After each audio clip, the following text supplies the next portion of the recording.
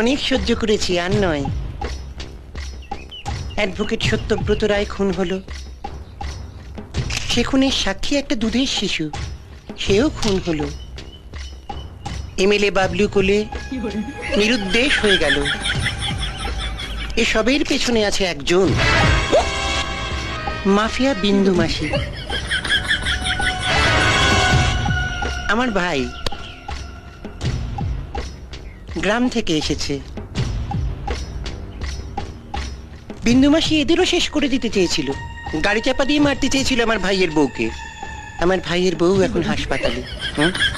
আপনি তো মাফিয়াদের পুষে রেখেছেন। হরে মুরারে, লোকে কুকুর পোষে, বিড়াল পোষে, মাফিয়া পোষে না। আমি মাফিয়ারা শেষ করতে চাই। কাল পুরো রিপোর্ট নিয়ে আমি দিল্লি যাচ্ছি। যাবার আগে পুলিশকে বলে দিয়ে যাবো কি করতে হবে। ফিরে এসে যেন শুনি এ শহরে বিন্দু মাসি নামে একজন ছিল, এখন আর নেই।